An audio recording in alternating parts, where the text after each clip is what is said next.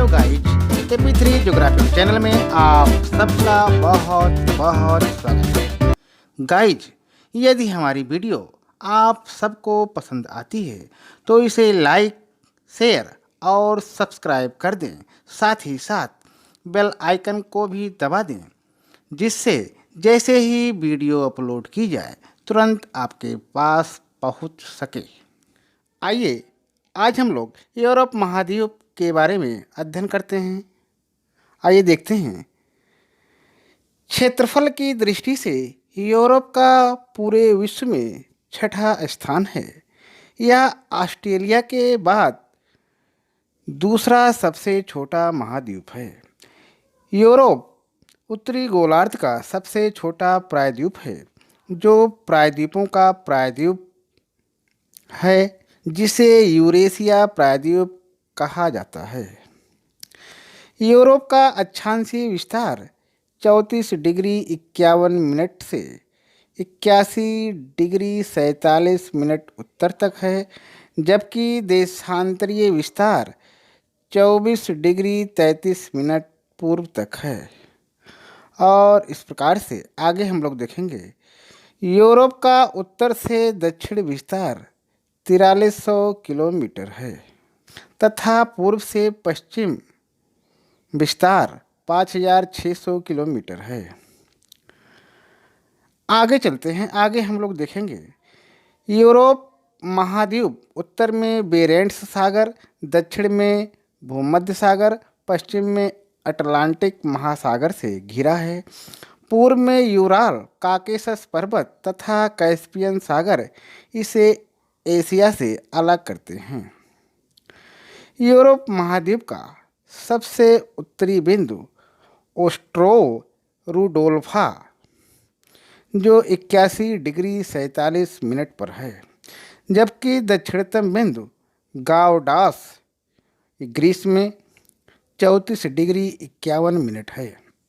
और इस प्रकार से इस महाद्वीप का पश्चिमी बिंदु जरगंतगर आइसलैंड 24 डिग्री 33 मिनट पर है, जबकि पूर्वी बिंदु यूराल पर्वत का पोलार्नी भाग 67 डिग्री 20 मिनट पर है। इसके उत्तर में आर्कटिक महासागर की स्थिति है। यूराल पर्वत, काकेशस पर्वत व कैस्पियन सागर यूरोप को पूर्व में एशिया से पृथक करते हैं। प्रधान मध्याह्न रेखा, जिसे प्राइम मेरिडियन लाइन कहते हैं, यह प्रधान मध्याह्न रेखा लंदन के निकट ग्रीनविच नगर से गुजरती है। इस महाद्वीप में कई सागर जैसे बाल्टिक, काला व श्वेत सागर हैं। यूरोप को 4 प्रमुख भौतिक विभागों में वर्गीकृत कर अध्ययन कर सकते हैं, जिसमें पहला है उत्तर पश्चिमी उच्च भूमि, और दूसरा है यूरोप का उत्तरी मैदान, तीसरा है मध्यवर्ती उच्च भूमि, और नेक्स्ट है आल्प्स पर्वतमाला। और इस प्रकार से महाद्वीप के उत्तरी क्षेत्रों में उच्च भूमि प्रदेश है, जो फिनलैंड से लेकर स्वीडन, नॉर्वे तथा आइसलैंड तक विस्तृत है। फाइनो स्कैंडिनेवियन शील्ड इस उच्च प्रदेश का उत्तरी भाग है। यह शील्ड यूरोप की सबसे पुरानी चट्टानों से निर्मित तथा संसाधन समृद्ध है। यहाँ लोहा तथा तांबा की प्रचुर उपलब्धता है, किंतु यहाँ कोयला, पेट्रोलियम व प्राकृतिक गैस लगभग नहीं के बराबर है। इस शील्ड के पश्चिमी भाग में पर्वतों की अवस्थिति है, क्योंकि शील्ड के पश्चिमी भाग में मोड़ पड़ गए हैं। यूराल पर्वत की स्थिति महाद्वीप में पूर्व की ओर है। यह पर्वत उत्तर दक्षिण दिशा में 2200 किलोमीटर लंबा तथा 80 से 120 किलोमीटर चौड़ा है। हिम अपरदन से प्रभावित स्कॉटलैंड तथा पेनाइन पर्वत प्राचीन रवेदार चट्टानों से निर्मित है। आगे चलते हैं। आगे हम लोग देखेंगे। यूरोप में मैदान का विस्तार पूर्व में यूराल पर्वत से लेकर पश्चिम में अटलांटिक महासागर तक है। ब्रिटिश द्वीप समूह इसका पश्चिमी विस्तार है। ये मैदान पूर्वी भाग में अधिक चौड़े व विस्तृत हैं, वहीं पश्चिम की ओर धीरे धीरे कम चौड़े तथा संकीर्ण है।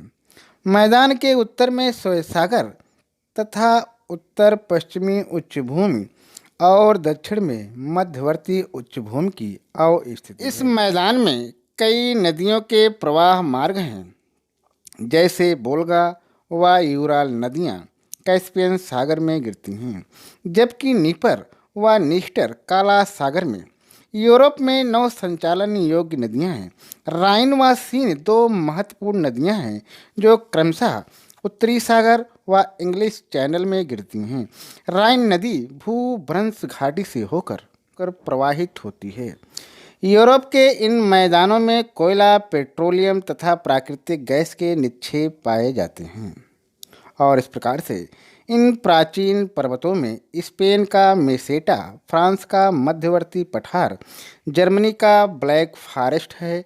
मध्यवर्ती उच्च भूमि में कई चौड़ी नदी घाटियाँ हैं, जिनमें राइन व रोन नदी की घाटी प्रमुख है। इन नदियों को नहर के माध्यम से जोड़ दिया गया है। आल्प्स पर्वत हिमालय पर्वत की भांति नवीन वलित पर्वत है।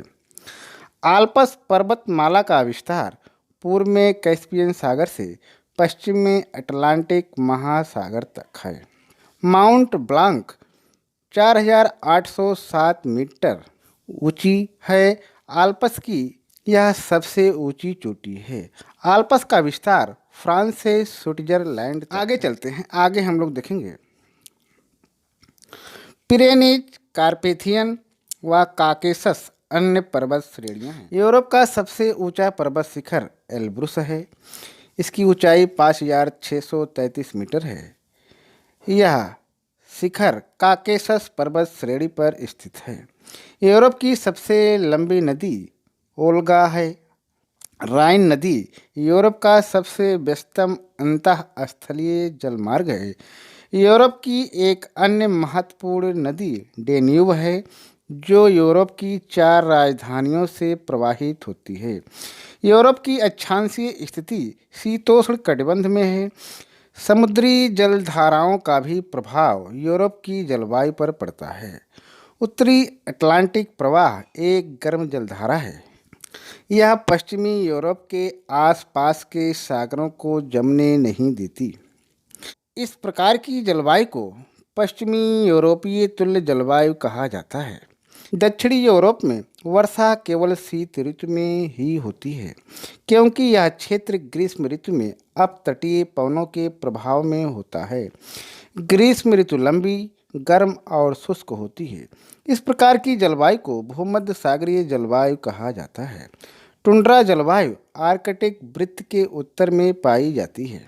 आर्कटिक वृत्त के उत्तरी भागों में टुंड्रा वनस्पति पाई जाती है, जहाँ काई व लाइकेन वनस्पति पाई जाती है। टैगा या कोड़धारी वनों का विस्तार टुंड्रा वनों के दक्षिण में है। इन वनों के वृक्ष लंबे तथा शंकु आकृति के होते हैं। यहाँ की मिट्टी पौडजोल प्रकार की है। यूरोप के दक्षिण पूर्वी भागों में विस्तृत घास भूमि है, जिसे स्टेपी कहते हैं। हंगरी में इन घास के मैदानों को पुस्टाज कहा जाता है। इस घास के मैदान में काले रंग की चिरनोजम मिट्टियाँ पाई जाती हैं, जो काफ़ी उपजाऊ हैं। यूरोप में हंगरी को गेहूं का भंडार कहा जाता है। कम उपजाऊ मृदा वाले क्षेत्रों में जौ, जई, राई की खेती होती है। स्पेन के दक्षिणी ढलानों पर चावल की कृषि होती है। यहाँ एब्रो डेल्टा चावल उत्पादन के लिए प्रसिद्ध है। यूरोप में फ्लैक्स एक रेशेदार फसल है, जिससे कपड़े बनाए जाते हैं। फ्लैक्स का उत्पादन शीतल व नम भूमियों में होता है। एस्टोनिया, लातविया, लिथुआनिया व बेल्जियम प्रमुख उत्पादक राज्य हैं। आगे चलते हैं, आगे हम लोग देखेंगे यूरोप फल व सब्जी का भी प्रमुख उत्पादक देश है। इसमें सेब, जैतून, अंजीर, संतरे प्रमुख हैं। ये बागान भूमध्य सागरीय प्रदेशों के पहाड़ी ढालों पर है। यहाँ अंगूर से शराब का उत्पादन होता है। स्पेन, सिसिली तथा फ्रांस में फलों, अंगूरों तथा रसीले फलों की खेती की जाती है। नीदरलैंड के ट्यूलिप तथा बुल्गारिया के गुलाब विश्व प्रसिद्ध हैं। उत्तरी सागर के संलग्न देशों में डेयरी उद्योग विकसित रूप में है। डेनमार्क का डेयरी उद्योग विश्व प्रसिद्ध है। और आगे चलते हैं, आगे हम लोग देखेंगे यूरोप में महत्वपूर्ण खनिज संसाधनों में लोहा, कोयला, पेट्रोलियम तथा प्राकृतिक गैस प्रमुख है। कोयला यूरोप के उद्योगों का आधार है। ग्रेट ब्रिटेन, जर्मनी, फ्रांस व बेल्जियम के क्षेत्रों में कोयला खनन होता है। यूरोप में फ्रांस से लेकर पोलैंड तक कोयले के निक्षेपों की विद्यमानता है। सबसे उत्कृष्ट कोयला जर्मनी के रूर बेसिन में पाया जाता है। उत्तरी फ्रांस एवं बेल्जियम का सार बेसिन भी कोयला उत्खनन हेतु विश्व प्रसिद्ध है। आइए आगे चलते हैं और आगे हम लोग देखेंगे कोयला ग्रेट ब्रिटेन में भी पाया जाता है। यहाँ अधिकांश खानें समाप्त हो गई हैं तथा उत्तम गुणवत्ता वाले कोयले का उत्पादन नहीं होता है। New Faisal, Durham, Yorkshire, derby, Lancashire तथा दक्षिणी वेल्स प्रमुख कोयला उत्पादक क्षेत्र हैं। पोलैंड में साइलेसियन बेसिन प्रमुख कोयला क्षेत्र है तथा ओड़ा घाटी में भूरे कोयला का खनन होता है। आगे चलते हैं, आगे हम लोग देखेंगे जर्मनी के पश्चिमी भाग में बिटुमिनस तथा पूर्वी भाग में लिग्नाइट कोयले का उत्पादन होता है। जर्मनी में प्रमुख खनिज कोयला है जिसका प्रमुख उत्पादन रूर बेसिन वेस्टफेलिया क्षेत्र में होता है। यहाँ बिटुमिनस प्रकार का कोयला प्राप्त होता है। इसे जर्मनी का काला प्रदेश कहते हैं। आइए आगे चलते हैं, आगे हम लोग देखेंगे कि जर्मनी के सैक्सोनी में लिग्नाइट कोयले का सबसे बड़ा भंडार है। सार यहाँ का अन्य कोयला उत्पादक क्षेत्र है। पेट्रोलियम के निक्षेप औषधि चट्टानों के प्रदेश में मिलते हैं। आगे हम लोग देखेंगे विश्व के लौह भंडार का 5% यूरोप में पाया जाता है। France, Ukraine, Azerbaijan, Sweden, United kingdom, Germany व रूस लौह उत्पादक देश हैं। स्वीडन में लोहा किरुना व गैलीवरे क्षेत्र में उत्पादित होता है। फ्रांस यूरोप में लोहे का दूसरा बड़ा उत्पादक देश है। यहाँ लारेन क्षेत्र में हेमेटाइट लोहा उत्खनन किया जाता है। नारमंडी तथा पिरेनीज प्रमुख लोहा उत्पादक क्षेत्र है। मत्स्यन उद्योग भी यूरोप में समृद्ध है। Dogger Bank, Great Fisher Bank महत्वपूर्ण मत्स्य ग्रहण क्षेत्र है। नॉर्वे में विकसित तरीके से मछली पकड़ने के लिए जलयानों की उपलब्धता है। ग्रेट ब्रिटेन का सबसे बड़ा औद्योगिक क्षेत्र बर्मिंघम है। ग्रेट ब्रिटेन में लोहा इस्पात के प्रमुख केंद्र न्यूकैसल, ग्लासगो, स्वांसी, कार्डिफ तथा बर्मिंघम है। ब्रेडफोर्ड व यॉर्कशायर ऊनी तथा मानचेस्टर सूती वस्त्र के प्रमुख उत्पादक क्षेत्र हैं। फ्रांस का सूती वस्त्र उद्योग कोयला क्षेत्रों में केंद्रित है, जबकि रेशमी वस्त्र रोन घाटी में केंद्रित है। मार्सिलीज यूरोप का दूसरा बड़ा बंदरगाह है। जर्मनी में ड्रेसडन चीनी मिट्टी के बर्तन तथा लिपजिंग ऑप्टिकल उत्पादन केंद्र हैं। लोहा व इस्पात उद्योग रूस का महत्वपूर्ण उद्योग है। रूस के प्रमुख औद्योगिक क्षेत्रों में मॉस्को, सेंट पीटर्सबर्ग आदि है। इवानोवो को रूस का मानचेस्टर तथा तुला को रूस का पिट्सबर्ग कहा जाता है। वोल्गाग्राद व व्लादिवोस्टोक क्रमशः तेल शोधन व जलपोत निर्माण के केंद्र हैं। यूरोप के मैदानों में जनसंख्या घनत्व अधिक है।